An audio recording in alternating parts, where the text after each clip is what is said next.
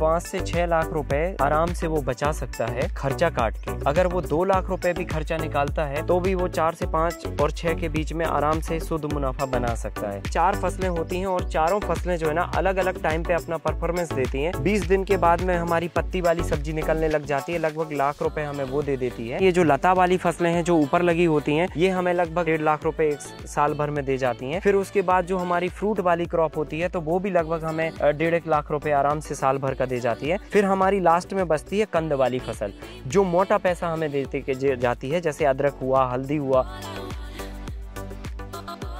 साथियों नमस्कार, न्यूज पोटली में आपका स्वागत है। कम खेत में ज़्यादा उपज कैसे ली जाए? अगर आपके पास ज़मीन कम है तो वो कौन सी खेती करें, वो कौन सी टेक्नोलॉजी, कौन सी विधि अपनाएं कि आपको उपज ज़्यादा मिले, आपको लाभ ज़्यादा हो। उसका एक जरिया हो सकता है मल्टी लेयर फार्मिंग, और उसका ब्रांड बन चुके हैं आकाश चौरसिया। मैं अभी मध्य प्रदेश के सागर जिले में हूँ और हमारे साथ आकाश भाई हैं। स्वागत है आपका बहुत। और इन्होंने जो पिछले 10-15 वर्षों में जो काम किया है वो आप अलग अलग चैनलों पे देखते आए होंगे। मैं जिस जगह पे हूँ, जिस फार्म पे इनके आया हूँ, यहाँ पे जो ये आप खेत दे रहे थे 16 खेत हैं यहाँ पे, और हम आज उन 16 के 16 खेतों में जाएंगे, देखेंगे कि कैसे कर रहे हैं वो मल्टी लेयर फार्मिंग, कैसे वो 1 एकड़ में एक साथ कई फसलें उगा रहे हैं। तो साथियों शुरू करते हैं। आकाश भाई थोड़ा यहीं से बताइए अपनी विधि, फिर हम आगे बढ़ेंगे।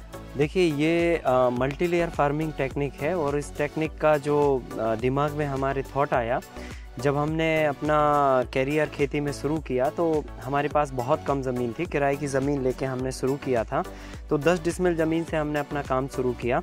फिर जब हम शहर आए तो हमने मल्टी स्टोरी बिल्डिंग्स को देखा, तो हमारे दिमाग में आइडिया आया कि जब एक के ऊपर एक बिल्डिंग बना के लोग रह सकते हैं, तो हम खेत में अगर हमारे पास ज़मीन कम है तो हम क्यों ना एक के ऊपर एक फसल उगाएं। तो कैसे, ये दिमाग में सब ये चल रहा था। तो हमारी पान की पैतृक फार्मिंग हमने बचपन से देखी है, की भी है, तो उससे हम कनेक्ट रहे हैं। तो वहाँ से हमने इस आइडिया को क्लब किया, और बहुत सारी किसानों की इस बीच में हमें समस्याएं भी पता चली। लोगों ने कहा कि पानी की बहुत दिक्कत हो जाती है गर्मी के टाइम में, लोगों के पास ज़मीनें भी कम है, ये तो हमारा ही एक बड़ा मुद्दा था। तो लोगों ने भी बताया कि ज़मीन भाई कम है। फिर लोगों ने कहा बाज़ार में बेचने की समस्या होती है। फिर लोगों ने कहा खरपतवार बहुत होते हैं। फिर कहा कि कीड़े बहुत लगते हैं प्राकृतिक खेती में। फिर मौसम परिवर्तन का बुरा असर होता है फसलों में, और भी तमाम तरह की ऐसी समस्याएं लोगों ने अपने अपने अनुभव के तौर पे बताई। तो इन सब को आपस में क्लब करते हुए, मल्टी स्टोरी बिल्डिंग के कॉन्सेप्ट को फार्मिंग में आजमाते हुए ये तकनीक को हमने तैयार किया। और इस विधि में हम एक साथ एक ही ज़मीन पर 4-5 फसलें उगाते हैं। और इस तकनीक का बेसिक जो सिद्धांत है वो है ढांचा, और ढांचे के साथ होती है फसलों के कॉम्बिनेशन। आप एक ढांचा बनाते हैं, उदाहरण के तौर पे अगर किसी व्यक्ति को 1000 स्क्वायर फीट ज़मीन है और उसको 5 लोगों को 1000 स्क्वायर फीट देनी है, तो ये संभव ही नहीं है। उसको बांटना पड़ेगा ज़मीन को, या फिर उस पर ढांचा बनाना पड़ेगा। तो आप अगर 5 स्टोरी उस पर फ्लैट बना देते हैं तो हर एक को अलग अलग फ्लैट दे के, और 5 मतलब सबको 1-1000 दे सकते हैं 5 लोगों को। बस वही काम यहाँ पर हमने किया कि अलग अलग फसल को अलग अलग जगह पे ग्रो करने के लिए ये ढांचा बनाया, जिसमें हम अलग अलग फसल को अलग अलग जगह पर उगने के लिए और उन्हें फैलने के लिए जगह दे पाएँ। बेसिकली हम फसलों को एक साथ एक ज़मीन पे लगाएंगे तो उनको हम ऑर्गेनाइज कर पाएँ, तो उसके लिए ढांचा रिक्वायरमेंट है। दूसरा, फसलों के कॉम्बिनेशन। कॉम्बिनेशन का मतलब ये होता है कि कौन सी फसल को हम ऊपर लगाएंगे, कौन सी फसल को नीचे लगाएंगे, कौन सी फसल को मध्य में लगाएंगे, और कौन सी फसल को सबसे टॉप में लगाएंगे। ये सारा फसलों का समायोजन बहुत ज़रूरी है। और इन फसलों के समायोजन हेतु हमने बहुत सारे लगभग प्रयोग किए। लगभग 4700 प्रयोग टोटल अभी तक हम कर चुके। 4700 प्रयोग कर चुके हैं 15 सालों में, और उसमें से जो है ना लगभग 370 प्रयोग ही अभी तक सफल है। और वो 370 मॉडल जो है ना, जिन पे हम लगातार काम करते हैं, जैसे कि अभी हमने एक कॉम्बिनेशन देखा, ये एक कॉम्बिनेशन है, यहाँ पे काली हल्दी है, धनिया का पत्ता है, ऊपर गिलकी है, कुंदरू है और पपीता है। अगर ये 5 एक साथ में फसलें होती हैं तो ही ये फसलें एक दूसरे का सहयोग करेंगी और ये बेहतरीन तरीके से उगेंगी। तो ये जो सिद्धांत है ना, ये पूरा रिसर्च का टॉपिक है। बेसिकली हम तो किसान हैं, लैब नहीं है हमारे पास, परंतु हमने जो है ना प्रयोगात्मक तौर पर इन फसलों को लगा के देखा, फिर इनके बाद भी और दूसरी फसलों को लगा के देखा। तो इन 4 को जब लगा के देखा, इन 5 को लगा के देखा, तो ये बढ़िया हो गया। तो हमें लगा कि ये करने से ये मॉडल सफल है, तो हम हर साल इनको लगाते हैं। फिर तो ये काफ़ी अच्छे परफॉर्मेंस पे आते हैं। तो इसमें एक कंद वाली हम फसल को लेते हैं। तो नीचे धनिया है आपने कहा जी, यहाँ पर जो है ना एक कंद वाली फसल। ये बेड बनाया आपने? ये बेड बनाया, ये 4 फीट हाइट का है और इसमें बीच में 1 फीट का निकलने का रास्ता है और इसमें ज़मीन के अंदर एक कंद वाली फसल काली हल्दी लगाई है। सरफेस पर हमने ये पत्ती वाली सब्जी के रूप में धनिया पत्ता बोया है। बीच में जो है ना हमने 3 तार लगा के ये गिल की तोरई लगाई है और स्ट्रक्चर पे जो है ना हमने ये कुंदरू की फसल लगी हुई है। हर एक बैम्बू पे जाके ये ऊपर फल रही है और फिर 15 बाई 15 फीट पर हमने ये पपीता लगाया है जो स्ट्रक्चर के ऊपर निकला हुआ है। तो ऐसे करके सबसे टॉप फ्लोर पर फल वाली एक फसल, लता वाली फसल इस पर और एक लता वाली यहाँ पर, पत्ती वाली ज़मीन के सरफेस पर और कंद वाली इसके नीचे। तो मेरे पास बहुत सारे सवाल हैं इनको लेकर के, बहुत सारे लोगों ने पूछे हैं। और पहले से पूछा, अगर हम पपीता इतने ऊपर है वो, तो किसी ने आपके YouTube पे ही पूछा है कि यार ये पपीता इतने ऊपर तोड़ते कैसे हैं? इसके लिए हमने सर एक छोटा सा औजार बनाया है 25-30 रुपए खर्चा करके, और उसमें एक बाम्बू लिया अपन ने। और जैसे हमारे पहले जो पुराने ज़माने में माइक आते थे, स्पीकर चुंगा टाइप में आता था, तो हमने पतली प्लेट के चद्दर को हमने ऐसे फोल्ड करके उसका चुंगा बनाया है और वो चुंगे को जो है ना हमने बैम्बू पे फिक्स करके और उसको कील से फिक्स कर घुमा दिया इसको। हाँ, और उसमें ऊपर से एक कपड़ा लगा दिया ताकि पपीते का फल वो प्लेट से डैमेज ना हो, ब्लेड से डैमेज ना हो। और फिर जाके हमें जो भी फल तोड़ना है उसी फल पे हम रखते हैं और वो फ्रूट उसमें आ जाता है। जब 2016 में पहली बार 15-16 के आसपास आगाज़ की स्टोरी हमारे संस्थान पे हमारे की गई, उस समय हमारे जो सबसे इंटरेस्टिंग हमको ये लगा कि इन्होंने जो मॉडल विकसित किया था मल्टी, उसमें ये एक बहुत खास था कि खरपतवार बहुत बड़ी समस्या होती है और वो उसको मैनेज कर रहे थे। मैनेज किस तरह से कर रहे थे, इन्होंने हमें ये बताया कि हम साथ में ये भी कर रहे हैं कि जैसे साथ मेथी लगी हुई यहाँ पे, ये कस्तूरी मेथी है। तो इन्होंने यहाँ पे ये भी दिखाया कि हम इससे सिर्फ न खरपतवार रोक रहे हैं बल्कि नमी भी रोक रहे हैं। थोड़ा उसके बारे में बताया। और ये मॉडल तो हम देख ही रहे हैं कि आपने क्या लगाया। सर देखिए, कस्तूरी मेथी लगी है, अभी अप्रैल एंडिंग का समय चल रहा है और इस समय पे जो है ना ये कस्तूरी मेथी उगाना अपने आप में चैलेंज का काम है, जबकि इस पद्धति के अंदर ये बहुत सहजता से उग रही है। और इसमें क्या होता है कि जैसे अभी आप देख रहे हैं कि यहाँ पर रास्ते में जो हम चल रहे हैं ना, तो ये मिट्टी में क्रैक आ गए हैं, मिट्टी सूखी हुई है, ड्राई है, लेकिन जब आप यहाँ पर हाथ डालेंगे तो देखिए कितनी इसके अंदर नमी है। आप इसका लड्डू बना सकते हैं, इतना मॉइस्चर है। क्यों? क्योंकि ये जो पत्ती वाली सब्जी है ना, ये जो है ना क्या कर रही है, सनलाइट को मिट्टी पे नहीं पड़ने दे रही है, पत्तियों पे सनलाइट पड़ती है, तो पानी का जो इवापोरेशन है ना वो रोक देती है ये।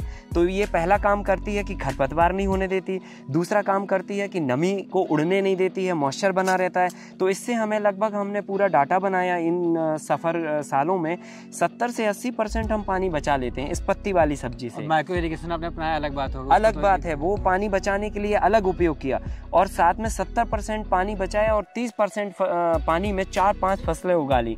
तो एक फसल को तो कुल 7-8% ही पानी की ज़रूरत है। और नमी बनी रहने से माइक्रोबियल एक्टिविटीज़ भी बहुत अच्छी होती है और मिट्टी में पोरोसिटी बनी रहती है और जल धारण क्षमता भी इसकी बारिश के टाइम पे बढ़ जाती है। और इसके साथ साथ में सर एक चीज़ और हमने देखा है कि जब हम इसको पत्ती वाली सब्जी को लगाते हैं तो इसको हम जड़ समेत निकालते हैं इस तकनीक में। तो जड़ समेत निकालेंगे तो मिट्टी के साथ में ये उखड़ेगी और जब मिट्टी उखड़ेगी तो निश्चित तौर पे मिट्टी में पोरोसिटी डेवलप होगी और एरिएशन बढ़ेगा, तो नीचे की फसल को और अच्छा निकलने में सहायता मिलेगी। तो ये इसके बड़े बेनिफिट्स हैं और हमें एक फसल भी मिल गई। अभी कस्तूरी मेथी का रेट हमारा बाज़ार में, हम गुजरात भेज रहे हैं, 100 रुपये किलो जा रही है। तो ये मॉडल के अंदर देखिए आप कितना पूरा भरा हुआ है कस्तूरी मेथी। और पूरा एरिया आपको नजर जी आएगा। और अभी जो है ना यहाँ पे कुकुम्बर भी चालू हुआ। आज होम डिलीवरी का दिन है, हर रविवार को जो है ना हमारी डिलीवरी होती है। ये देखिए, ये देसी खीरा है और इसकी स्किन में जो है ना, इसकी स्पेशलिटी है, इसके स्किन पे कांटे होते हैं। ये देखिए, है ना, ये कांटे होते हैं और ये देसी खीरे की पहचान बता रहे हैं आकाश। ये बहुत टेस्टी भी होता है और इसके अंदर हल्का सा गोल्डन कलर होता है। देखिए कितना बढ़िया, अभी आज ही टूटे हैं काफ़ी ज़्यादा मात्रा में। ये कंटिन्यूसली जो है ना, क्योंकि लोग रेगुलर फार्म पे आते हैं और लगी हुई सब्जियों को खुद से तोड़ के लेके जाते हैं। चाहिए भी कई बार उनको अच्छा भी लगता हो और शहर के लोग भी यहाँ आते होंगे, वो जरूर देखते हैं। मुझे एक चीज़ बहुत अच्छी लगी यहाँ पे, इनसे ये हमें इस बारे में जानकारी नहीं थी, क्योंकि जब आप गौ आधारित खेती की बात करते हैं, जब आप प्राकृतिक नेचुरल फार्मिंग की बात करते हैं, ऑर्गेनिक तरफ जाते हैं और ये तो हर बात न लेते, तो ऐसा लगता है कि हम जो नई पद्धतियां हैं उनसे हम दूर हट रहे हैं। लेकिन हमने देखा कि आपने माइक्रो इरिगेशन का इवन जो फॉगर भी लगा रखे हैं, नीचे ड्रिप लाइन पड़ी हुई है, तो वो मुझे बहुत अच्छा लगा कि चलो आप क्योंकि समावेश बहुत जरूरी है, जैसे आप चल रहे होगे उनका नजर आएगा। ट्रेडिशनल चीज़ों के साथ में हमें आधुनिक विज्ञान को जोड़ना पड़ेगा, तभी जाके जो है ना हम इस ज़माने में सफल हो पाएंगे। तो देखिए, ये सारी जो मेथड है हमारे पूर्वजों द्वारा किए गए अध्ययन और रिसर्च का परिणाम है। अब लेकिन अगर इस रिसर्च और परिणाम में अगर हम आधुनिक विज्ञान नहीं जोड़ेंगे तो ये कहीं ना कहीं समय से पीछे होगा। हम इसलिए अलग अलग रो देख रहे हैं कि उसमें जा रहे हैं ताकि आप ये देख पाओ। यहाँ पे एक बहुत इन्होंने जिक्र भी किया है और मैं भी बता दूं कि एक बार जन जी बताइए, एक फसल का जो वो है ना कि किसके साथ कौन सी फसल जाएगी। अगर आप अरहर के साथ जो है उड़द लगा दोगे तो हो सकता है दोनों फसलें ना हो पाए, उनको नुकसान हो जाए। लेकिन ऐसा हो सकता है कि अरहर के साथ अगर आप कोई ऐसी फसल लगाते हो जो अरहर के साथ उग जाए तो आपका वो जो जाती है। यहाँ पे इन्होंने 3-3, 4-4 फसलों का एक कॉम्बिनेशन तैयार किया है और हम उन पे आपको ये फोटो भी दिखाएंगे और उन पे आगे चर्चा करें। फिलहाल आपको ये जो विवेकानंद फार्म आपका है वो दिखा दें यहाँ पे कि वो कैसे किया है। ये पालक है, हमें लग रहा है ये पालक का कॉम्बिनेशन है। इसमें पालक और पीली हल्दी, इसमें नीचे पीली हल्दी लगी हुई है रूट क्रॉप के रूप में, और पत्ती वाली सब्जी के रूप में पालक लगी है, और कुंदरू और पपीते की फसल इसमें ऊपर के रूप में लगी हुई है। तो ऐसे ये कॉम्बिनेशन है। फिर वापस ये कॉम्बिनेशन है नॉर्मल मेथी का। तो यहाँ पे ये नॉर्मल मेथी लगभग निकल गई है मैक्सिमम। ये वापस जो है ना कस्तूरी मेथी का कॉम्बिनेशन है। कस्तूरी मेथी सुखा के लो देखा कितनी कितना महंगा बिकता है। और वो 600 रुपये किलो रेट जाती है सर ये कस्तूरी मेथी सूखने के बाद, 600-700 रुपये किलो। और अभी गीले में ही ये 100 रुपीज़ किलो जा रही है। तो काफ़ी अच्छा है। अभी देखिए मतलब एक भी पत्ता इसका गड़बड़ नहीं है, इतनी गर्मी में मतलब ठंडी की फसल उगा रहे हैं इस मॉडल के अंदर। अच्छा, अब हम आगे और बढ़ेंगे और बहुत सारी बातें करेंगे, अभी पूरा देखना बाकी रह गया है। अक्सर जब हम इस तरह के मॉडल की बात करते हैं लोग पूछते हैं कि हमारा अगर किसी के पास 1 एकड़ का, वो भारत का एक पैरामीटर है, अगर किसी के पास 1 एकड़ का फार्म है वो इस तरह का स्ट्रक्चर बनाता है जी, ठीक है जी, उसमें कितना खर्चा आएगा? सर देखिए, खर्चा निर्भर करता है ना कि किसान के पास क्या साधन है, क्योंकि इस मॉडल को हमने पूरी तरह से सस्टेन रखा है और इसको कोई मैकेनाइजेशन नहीं और मशीनरीकरण और वैसे नहीं किया है ऑटोमाइजेशन कि ये पाइप है, ये पोल है, आपको फैक्ट्री से लेना पड़ेगा या ये किसान खुद खेत पे उगा सकता है। इसमें बाम्बू है, लकड़ी है, भारत सरकार का बैम्बू मिशन चल रहा है, उसके थ्रू कितनी सब्सिडी सरकार दे रही है। लोग बांस लगा ले, 3 साल के बाद जो है ना उनके पास खुद का मटेरियल हो जाएगा। और ये इसमें वायर बस केवल बाहर से लेना पड़ता है। हालांकि पहले जब हमने शुरू किया था इस तकनीक को, पूरा मॉडल बनाया था, तब हम इसमें बैम्बू की बंच फाड़ के ही लगाते थे।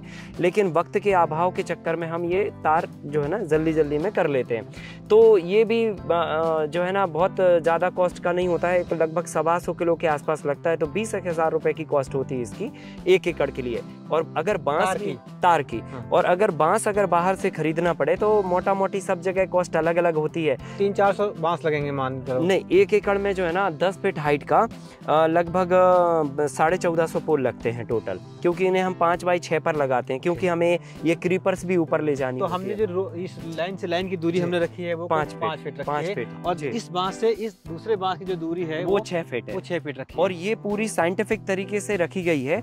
इसका उद्देश्य ये नहीं है कि हमें स्ट्रक्चर को साधना है, इसका उद्देश्य ये भी है कि जो ये लता वाली फसल जाएगी इसके सहारे वो कितने दायरे में फैलेगी और क्या वो 5x6 फीट के एरिया को कवर कर पाएगी। वो सब चीजें सोच के और प्रॉपर प्लानिंग करके इसका दूरी 5x6 फीट। ये सिर्फ जो बांस या बैम्बू लगे हुए हैं ये सिर्फ सहारा देने का एक जरिया नहीं है, बल्कि हर एक के साथ एक अलग तरीके का बीज है, अलग पौधा है जो ऊपर जाएगा। वो करेला होगा, वो कुंदरू होगी, वो लौकी होगी, वो तरई होगी, वो कद्दू होगा, वो खबहा पेठा होगा। तो इसलिए उसको, और एक बीज कितनी दूर तक फैल सकता है, कितना रेडियस लेते उसके हिसाब से ये बनाया गया। फिर ये मोटा मोटी मानते हैं कि हम 20,000 रुपये का तार हो गया जी, 10-20 हज़ार रुपये बांस मान लें। बांस सर थोड़ा ज़्यादा का, क्योंकि कहीं पे 20 रुपये का भी पीस होता है, कहीं पर 50 रुपये का भी होता है। 30,000 माने तो लगभग 40,000 रुपये के बजट में मोटा मोटी एवरेज ये 1 एकड़ का बांस हो जाएगा। तो ये हो गया 40,000 रुपये प्लस 20,000 रुपये तार के हो गए, 10,000 रुपये 15,000 बनवाई। हाँ, लगभग जो है ना आप मोटा मोटी 10,000 रुपये 15,000 रुपये मोटा मोटा पकड़ लीजिए। और थोड़ा एक अगर फूस या कुछ खास तो ये 5,000 रुपये का खर्चा है, ये बहुत बड़ा नहीं होता है।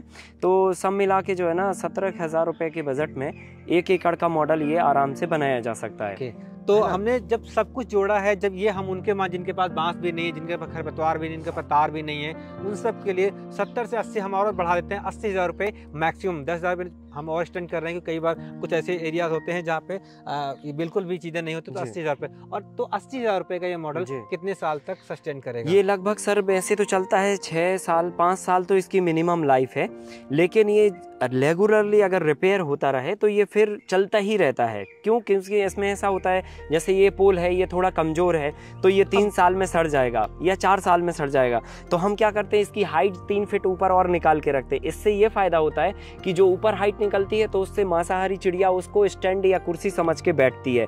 तो 1450 पोल लगे हुए हैं पूरे स्ट्रक्चर में। सारी चिड़ियाँ सुबह से आके इन पोलों पर बैठती हैं और देखती हैं कि कहाँ हमारी फसलों में उनका भोजन है।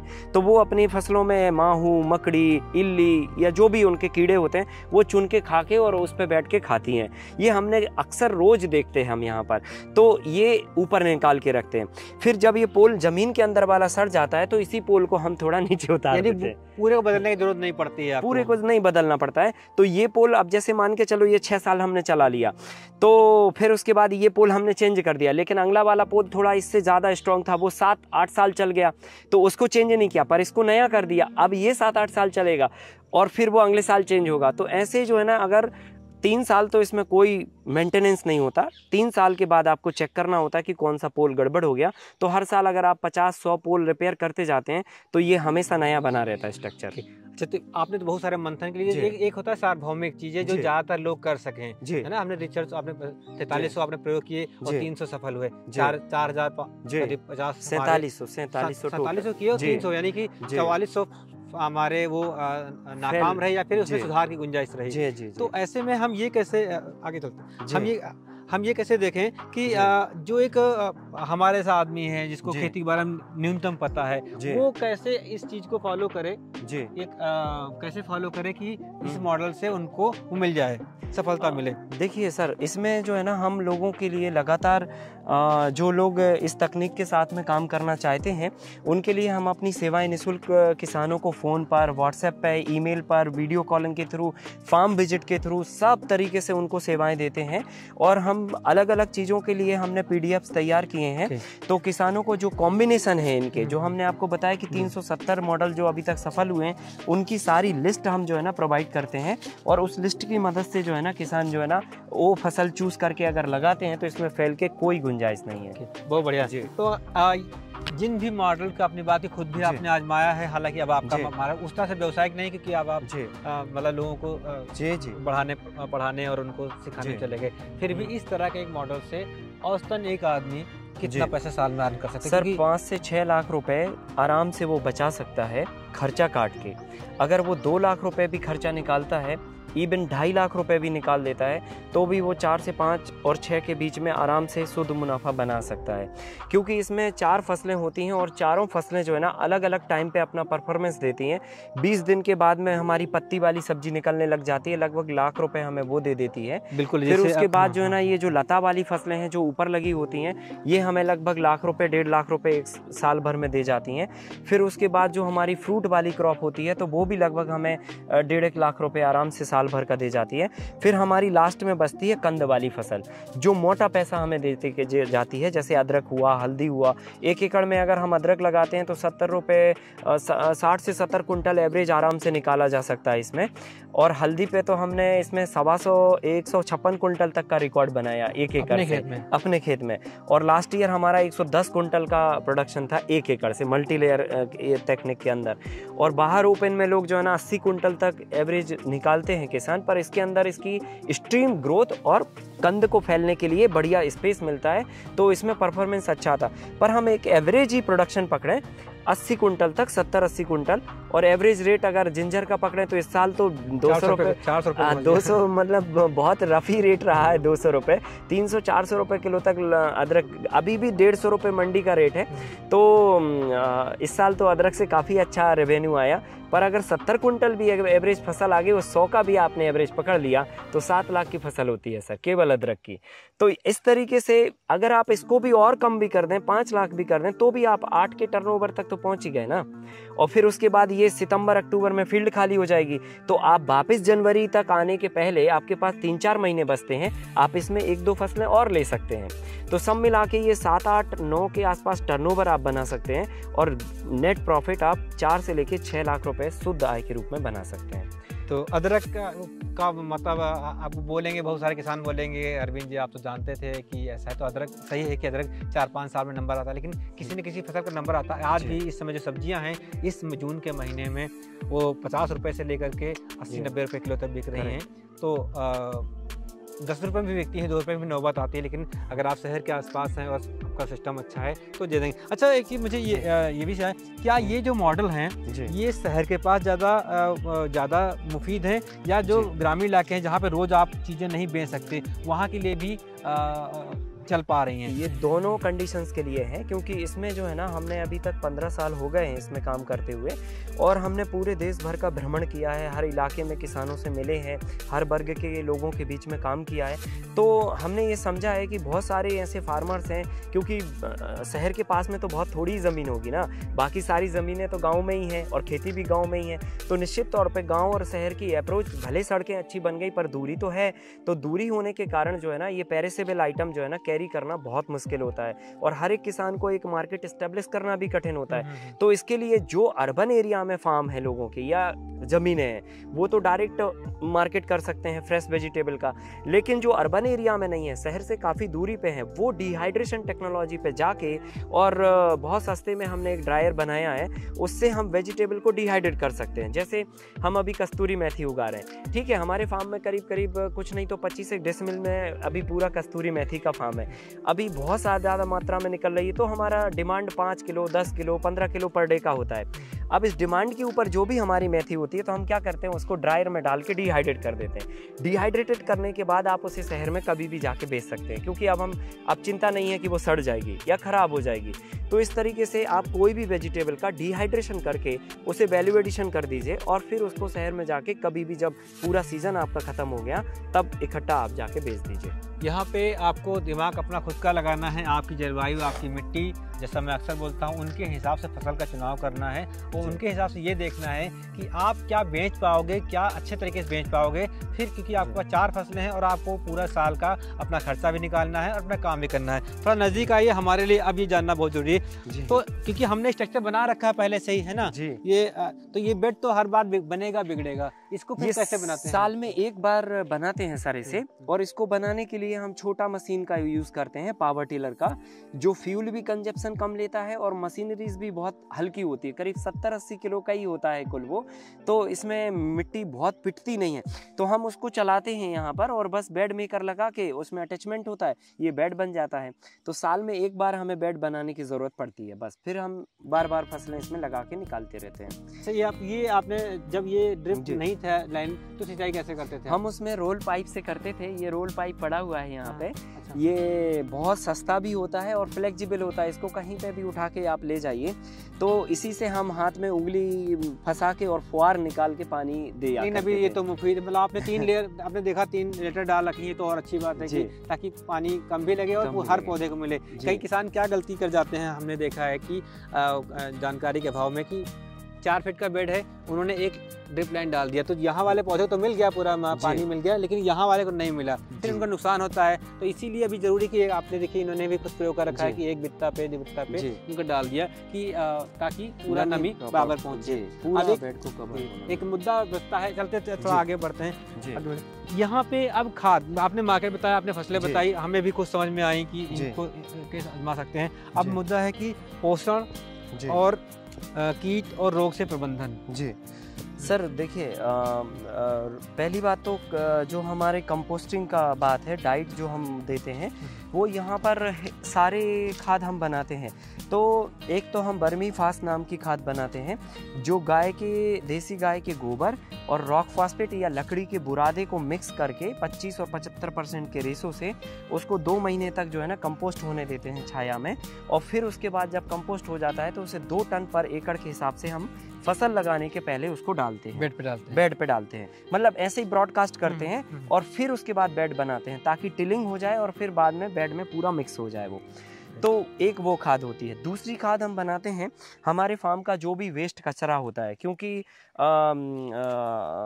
बहुत सारा वेस्ट तो आता ही है, नेसेसरी भी आता है, मेड़ों पर आता है, साइड में बारिश के समय बहुत घास आती है, तो वो सारी घास को हम निकाल के, कचरे को निकाल के, या हमारा फसल का अवशिष्ट भी होता है, बहुत सारी ऐसी फसलें होती हैं जो निकलने के बाद उनके अवशिष्ट होते हैं, तो वो सारे अवशिष्ट को हम छोटा छोटा पहले टुकड़ा करके और उसमें 500 किलो कचरे को 5 किलो खड़ा नमक मिला के और कंपोस्ट करते हैं। तो वो हमारे लिए 5 किलो कचरा कोई भी किसी तरह फसल हो से, चाहे भूसा का हो, चाहे वो कोई भी हो, गन्ने का हो, चाहे हाँ, वो आम की पत्तियां हो, या फिर कोई सब्जी या फिर उनके हाँ, कोई 5 किलो नमक, हाँ 500 किलो कचरा और 5 किलो खड़ा नमक का पानी उसमें घोल के और मिलाते हैं, और फिर उसके बाद उसको कंपोस्ट करते हैं। कंपोस्ट होने के बाद जो है ना, फिर वो बेहतरीन खाद बन जाती है, और उसको हम फिर 500 किलो प्रति एकड़ के हिसाब से बेसल डोज के रूप में जब हम फसल लगाते हैं तब उसी समय पे देते हैं। ये जिसके पास ये व्यवस्थाएं नहीं है जी, वो क्या करेगा? जिनके मान अभी शुरुआती उसने किया है और अभी वो इतनी व्यवस्था नहीं कर पाया है, तो वो केवल जो है ना गाय का गोबर डाले फुल तरीके से, करीब कंपोस्ट, हाँ 10 टन पर एकड़ अगर कंपोस्ट डाल देता है तो उसे बाकी और खादों की जरूरत नहीं है। इससे मिट्टी का कार्बन भी बढ़ेगा और साथ में मिट्टी को बहुत सारे पोषक तत्व भी मिलेंगे और उपज भी उसकी बहुत बेहतर होगी।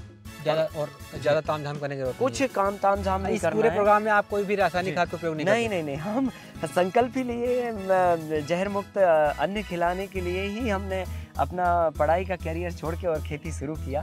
तो पिछले हम 15 सालों से कोई रसायन यूज नहीं कर रहे हैं। देखो कितना अच्छा मोरिंगा की ये टहनियाँ हैं, कुंदरू आप देखो कितना, क्योंकि इसमें धूप भी नहीं लग रही उतनी नहीं लग रही, तो इनकी जो शाइनिंग है वो अलग है, और क्योंकि नेचुरल है। अभी ये शुरू हुआ है, अभी ये फैलना चालू होगा, और 30 रुपए किलो का आपको आसानी से भाव 40 रुपए मंडी बिक रही है इकट्ठा। मैंने कहा 30 रुपए का आसानी से आपको भाव मिल जाएगा। जी। और ये पिछले 5-10 वर्षों में जो मोरिंगा को लेके भारत में जो क्रांति हुई है, अमीनो एसिड का जो भंडार है पोषण का, उसकी बहुत सी मार्केट है, तो आप इसको भी अपना जरूर आजमाइए, अलग रूप में अपनाइए, थोड़ा सा इनकी तरह आप भी प्रयोग करिए, जो आपके सफल हो जाए फिर उसको आगे बढ़ाइए। हमने बात ही खाद पे, हमने बुआई की, हमने बीज की बात की, अब हम बात करते हैं इसके रोग और कीट प्रबंधन की। वो बहुत बड़ा मुद्दा। बिल्कुल, देखिए रोग और कीट प्रबंधन में मुझे ऐसा लगता है, मैंने 15 साल जब इसमें काम किया तो बहुत सारे अनुभव हमारे सामने आए, कुदरत को समझने का हमें मौका मिला। तो हमें इसमें 2-3 चीज़ों पर खास ध्यान देना पड़ेगा। लोग क्या करते हैं ना, बीमारी आने के बाद में बीमारी के इलाज पर काम करते हैं। अगर हम कुछ ऐसा करें कि बीमारी ना आए, तो हम बीमारी को ना आने के लिए हम प्रयास करते हैं। उसमें हम पहले इस मिट्टी का सॉइल का हेल्थ सुधारते हैं। मिट्टी जितनी मजबूत और स्वस्थ होगी, कार्बन युक्त होगी, उतना पौधा उसमें स्ट्रॉन्ग पैदा होएगा और वो वातावरण की बीमारियों को और मौसम के बदलाव को झेलने में सक्षम होगा। दूसरी बात, उसको फुल न्यूट्रिशनल डाइट मिलना चाहिए।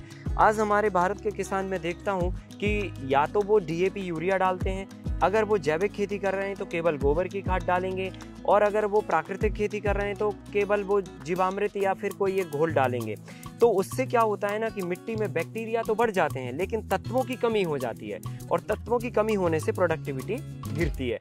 तो हमें चाहिए कि मिट्टी को सारा पोषण दें, हम विकल्प के रूप में हम DAP का विकल्प दें, हम यूरिया का विकल्प दें, हम माइक्रोन्यूट्रिएंट का विकल्प दें, हम पोटास का विकल्प दें। अगर जैविक रूप में हम सारे विकल्प खाद दे देते हैं मिट्टी को, तो मिट्टी का सही पोषण होता है। तो उससे भी सही पोषण होने से पौधा जब लगेगा तो पौधे का सही पोषण निकलेगा और फिर पौधा स्ट्रांग और मजबूत होगा, तो वातावरण की बीमारियों को झेलने में सक्षम होगा। तीसरा पॉइंट, हम देसी बीजों का प्रयोग करें, है ना। तो देसी बीज जो है ना, मौसम के प्रति बहुत ही ज़्यादा रेजिस्टेंस पावर होता है उनके अंदर, मौसम के बदलावों को झेलने की क्षमता होती है, और दूसरी बात जो है ना, उनमें जेनेटिकली वो पावर होती है जो मिट्टी के साथ और वातावरण के साथ समन्वय बना के एक अच्छी फसल को दे पाएँ। तो हम देसी बीजों का प्रयोग करते हैं। फिर हम चौथे तरीके से क्या करते हैं, बायोडाइवर्सिटी पर काम करते हैं। बायोडाइवर्सिटी हमारी खेती की रीढ़ की हड्डी है, और इसमें हमने अभी 16 एकड़ का ये फार्म है जिसमें 7,500 पौधे टोटल लगे हुए हैं, और 7,500 पेड़ों में हज़ारों प्रकार की वेराइटियां हमने मेंटेन की हैं। इससे क्या होता है, हमारे खेत पे चिड़िया, मधुमक्खियाँ, भौरे, तितलियाँ, सांप, मेंढक से लेकर सारे जीव हमारे फार्म के अंदर हैं। तो जो मांसाहारी या जो हमारे शत्रु जीव हैं उनको खाने के लिए यहाँ पर मित्र जीव अवेलेबल हैं। वो मित्र जीव जो है ना, उसी ताक में रहते हैं कि कब कीड़ा फसल में लगता है और उसको हम वो खा के जाएं। तो इससे एक इकोसिस्टम तैयार हुआ और ये हमारे कीटों को कंट्रोल करने के लिए बहुत सहायक हुआ। तो ये 4 पॉइंट पे काम हमने किया है यहाँ पे। और आज आपको मैं बता दूं, ये हमारा पूरा फार्म है। बताइए प्लीज। हाँ, पूरा फार्म है। यहाँ पे आपको हमारा स्प्रे पंप नहीं मिलेगा। पिछले 4 सालों से हम कोई भी, मतलब गौमूत्र भी नहीं, नीम का ऑयल भी नहीं स्प्रे कर रहे हैं। स्प्रे फ्री है ये पूरा फार्म, बिना स्प्रे के इसको हैंडल कर रहे हैं। तो ये बहुत बड़ा अचीवमेंट है।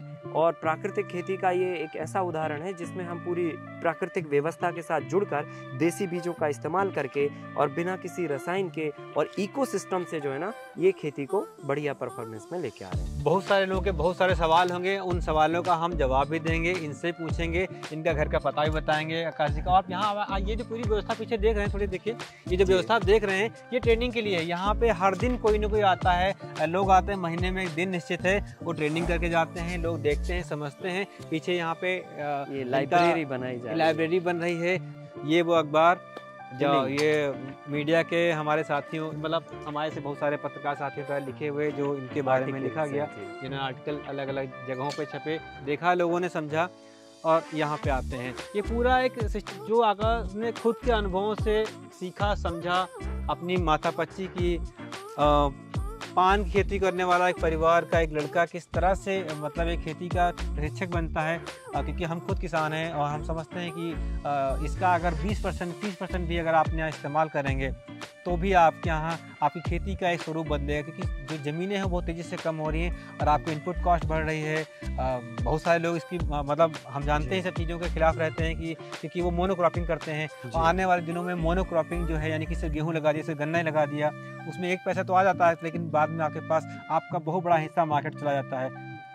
बहुत लोग समर्थन में होंगे, बहुत लोग इसको इसकी क्या कहते हैं बुराई करेंगे, किसी को समझ में नहीं आएगा। लेकिन एक चीज़ तय है कि अगर आपको खेती करनी है, आप खेती परिवार से हैं, गांव में रहते हैं, तो आप भले ही मार्केट में ना, लेकिन अपने लिए इस तरह के एक मॉडल को हर हाल में आपको विकसित करना चाहिए। अगर यहाँ पे कोई ट्रेनिंग लेने आना चाहता है, बहुत सारी ट्रेनिंग करते हैं कि अभी दिया जाएगा, फिर पूछेंगे क्या व्यवस्था है, क्या सिस्टम है, कैसे लोग ट्रेनिंग। देखिए, लोग हमारे फ़ोन पे जिनको आना है ना, वो स्वयं फ़ोन पे संपर्क करते हैं कि हमें ये सीखना है। तो जिनको सीखना है वो जो है ना, हमारे नाम पे, हमारे मोबाइल नंबर पे ही अपना नाम भेज देते हैं। नंबर बताइए। हाँ, 9179 066 275 ये नंबर है। इस पे वो व्हाट्सएप करें, अपना आधार कार्ड भेज दें कि हमको आना है, और फिर उसके बाद जो है ना, हम उनको यहाँ का लोकेशन, उनका फार्म का डिटेल और ये पूरी डिटेल की उनको कैसे आना है, कहाँ उतरना है ना, वहाँ से कितना किलोमीटर है, ये सारा डिटेल्स उनको दे देते हैं। और यहाँ पर हमने भोजन और आवास की भी अरेंजमेंट कर रखी है। पहले ये हम अपने से ही सारा करते थे, पर अभी भोजन और आवास के लिए हमने फार्मर्स के ऊपर डाल दिया कि आप अपना अरेंजमेंट करिए। ट्रेनिंग हम आपको पहले भी हम अपनी तरफ से सेवाएं निःशुल्क दे रहे थे, आज भी दे रहे हैं और आगे भी देंगे। तो जो लोग बाहर अरेंजमेंट करते हैं उनके लिए ये पूर्णतः निःशुल्क ही है और ट्रेनिंग हमेशा निःशुल्क ही होता है। तो जो लोग भोजन आवास की व्यवस्था यहाँ से लेते हैं, उनका एक नॉमिनल वो होता है, तो वो सुविधा लेके और यहाँ पे भोजन आवास भी कर सकते हैं। नहीं, वो ठीक भी है, क्योंकि क्या है, मुफ्त का चीज़ कई बार आदमी लगता है फ्री में दिया जा रहा हो तो उसकी वैल्यू इतनी। दूसरी बात ये भी है क्योंकि ये रोज़ की प्रक्रिया हो गई, हम हर दिन इनके खेत की नई तस्वीरें देखते हैं, नई फोटोज़ हम देख रहे होते हैं, नए लोग, नए अलग राज्य के लोग आ रहे होते हैं। अभी बता रहे थे कि 5000 के आसपास मॉडल विकसित किए हैं सब मिला के। इस साल जो है ना, लगभग 6500 के आसपास ट्राइबल्स एरिया में मॉडल खड़े हुए हैं, जो हमारे नॉलेज में है। जो हमारे नॉलेज में नहीं है वो बहुत सारे हैं, क्योंकि बहुत सारे लोग बात नहीं करते लेकिन काम करते हैं। तो ऐसे हजारों में संख्या है। जी सर। साथियों, मल्टीलेयर फार्मिंग के ये पार्ट 1 वीडियो है। दूसरा वाला हम करेंगे। यहाँ पे देखिए वो लगा हुआ है और दिखा भी, जल्दी से आइए दिखा देते हैं, लेकिन इसके बारे में ज्यादा बातें हम करेंगे दूसरे वीडियो में। आप आइए, क्योंकि लंबा वीडियो हो जाएगा, आपको देखना मुश्किल हो जाएगा और हम चाहते हैं आप समझ के साथ करें। हमें भी कोई जल्दी नहीं है, ना ही हमको कुछ क्या कहते हैं लाइक और शेयर इतनी चिंता है कि आप आएँ। तो अब मेरा मकसद है आप समझ सकें। तो ये दूसरा मॉडल जो है APJ अब्दुल कलाम जी का खेत है। पहला हमने देखा विवेकानंद जी के नाम पे इन्होंने रख रखा था, उस पर हमने बात की। दूसरा वीडियो जो आएगा उसमें हम बात करेंगे इस वाले मॉडल पे। इसका कुछ स्ट्रक्चर थोड़ा सा बदला हुआ है, कुछ क्रॉप बदली होंगी, हम उन पर बात करेंगे। आपके कोई सवाल है जिन पर लिखिए, हम लौट के दोबारा आते हैं। बहुत बहुत शुक्रिया।